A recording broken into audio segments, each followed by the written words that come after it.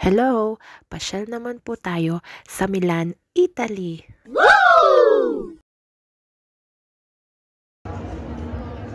Ito po ang Piazza del Duomo di Milano. So, dito po sa square na ito, makikita syempre ang cathedral. Ayan, ayan po. Ayan, ang Milan Cathedral. Wow! At saka po ang Galleria di Vittorio Emanuele. Bali, isa po itong shopping center.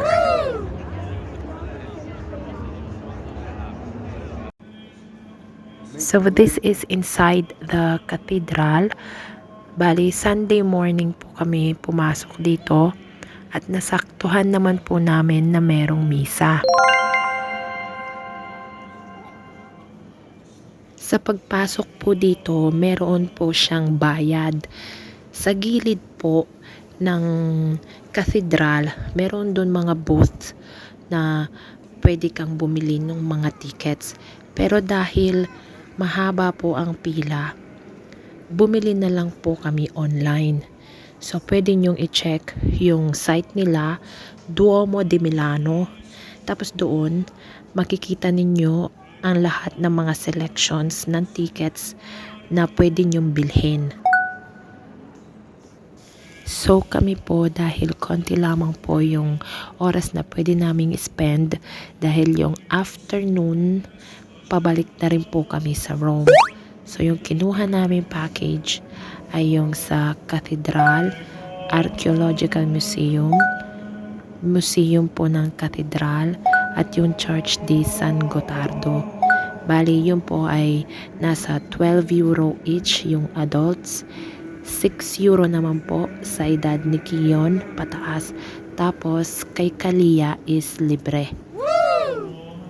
Meron din pong package yon na yung pwede kayong umakyat sa pinakataas ng katedral. Pero hindi na po namin yun kakayanin lalo na may kasama kaming maliit. Next time po kung magka-chance ulit, mapapasyalan namin ng bonggang-bongga ang Milan. Kasi po, bali 2 nights lamang po kami dito dahil gift lang namin yon kina Kiyon at Kalia dahil nag-birthday sila. Dinala namin sila sa Leolandia. Malapit po kasi yon dito sa Milan. Kung napanood nyo na po, meron din po kaming vlog sa Leolandia. Bali, weekend po kami pumunta dito. So, it was Friday night. Sinundo kami ng my dear friend. Shout out to her, Mads Nukup. At saka sa husband niya, si Roel Panlilio.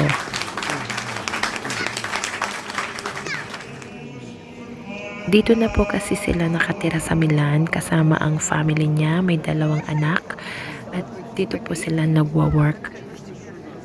Naging madali po ang aming travel dahil sa kanila. Dahil si Roel Panlilio po, hinatid pa niya kami sa hotel. And then kinabukasan, hatid sundo pa rin kami sa Leolandia. Kaya maraming salamat sa iyo, kapatid Mads Nukup Panlilio.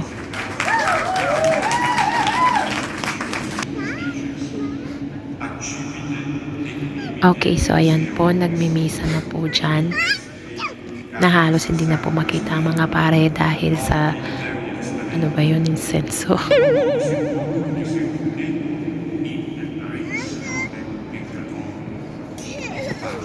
Very maingay po si Kalia dyan. Buti na lamang po sa laki ng katedral, hindi yun napapansin at sa dami ng tao.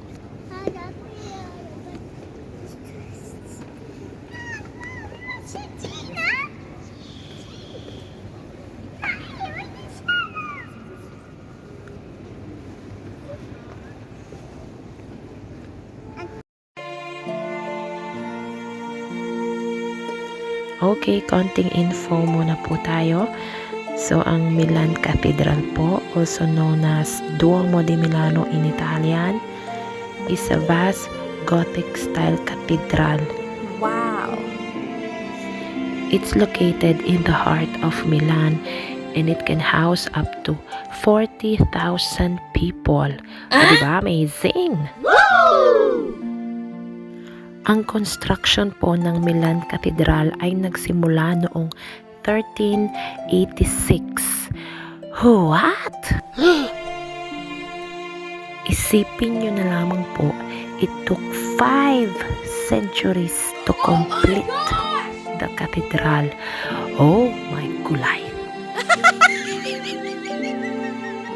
Talaga naman pong very impressive ang result ng ginawa nila. Tapos doon po sa tuktok ng cathedral, nandoon po yung Madonnina, si Mama Mary, bali a gilded bronze statue. Yun na po yung parang naging symbol na po ng Milan. Wow!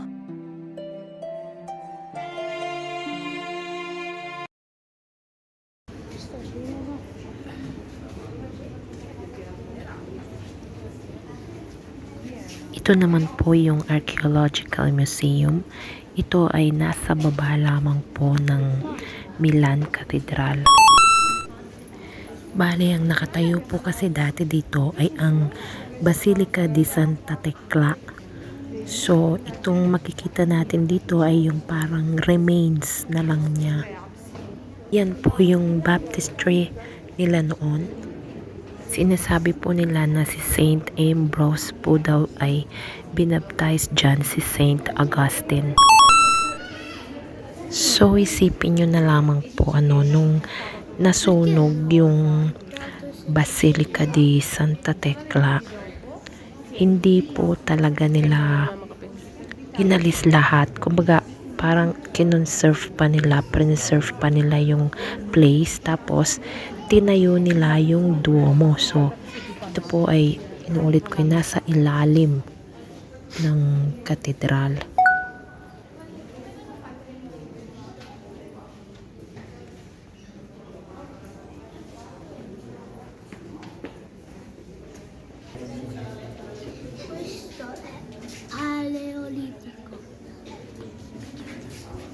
So, syempre yung mga anak ko dyan napipilitan lang dahil hindi naman nila feel ang ganyang mga pasyal. Hindi naman sila naboboard. Slight lang.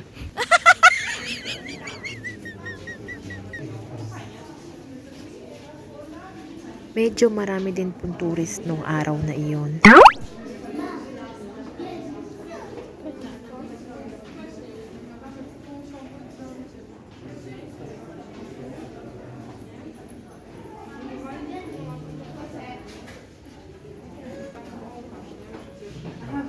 Czekaj, to zaraz ci powiem. Ciężko, bo to jest...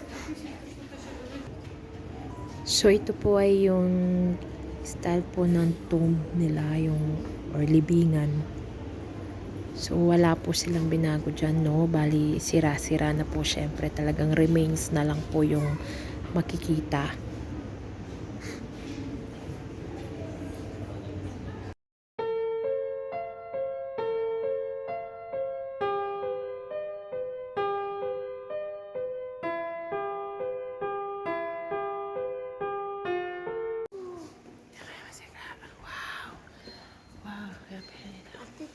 Nandito na po tayo sa Cathedral Museum at ito po ay makikita sa loob ng Palazzo Reale na malapit lamang po sa Duomo. Bali, magkapit-bahay lang sila ng Duomo. So, malapit lang. Kiyan ka picture da, mami? Kiyan ka, mami?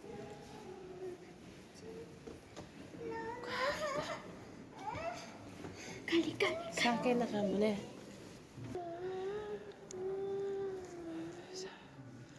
Bali, meron po ditong 26 rooms. Tapos naka-divide po sa 14 thematic areas na kung saan makikita nyo po yung chronological order kung paano nila kinonstruct ang cathedral. Wow! So, inuulit ko lamang po yung chronological order. Ibig sabihin po noon ay yung pagkasunod-sunod ng phases kung paano nila ginawa yung cathedral. So, lahat po naka-exhibit dyan. Hindi lamang po kami pwedeng mag-filmed lahat dahil may mga parts po na bawal. Wow, look. Marap ka, mama.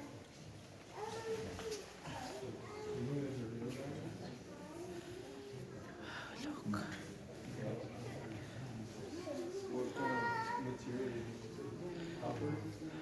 Ang mga ito po ay yung mga precious religious objects.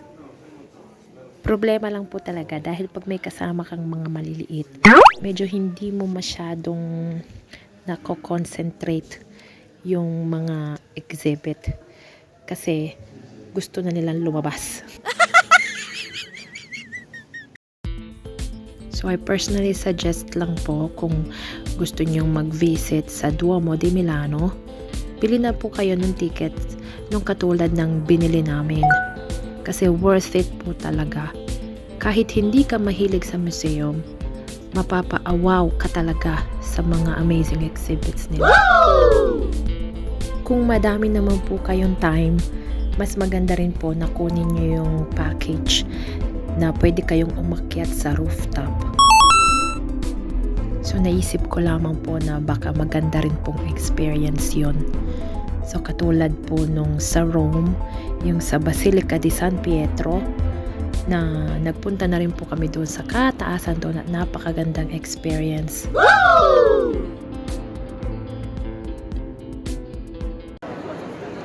So magli naman po tayo sa Galleria Vittorio Emanuele. Ito po ay ang pinaka-famous na shopping center sa Italy. Wow. O diba? Ang sabi ng SM? Char. Okay. So, dito sa part na ito, nagkakagulo ang mga tao. Pila-pila sila sa pag-ikot-ikot dyan.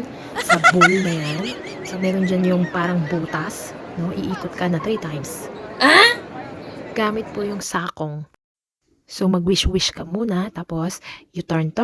Sabi ng friend ko, kailangan daw dire-diretsong ikot yun. Hindi ko maintindihan kung paano niya nagawa na nakaikot ng dire-diretso.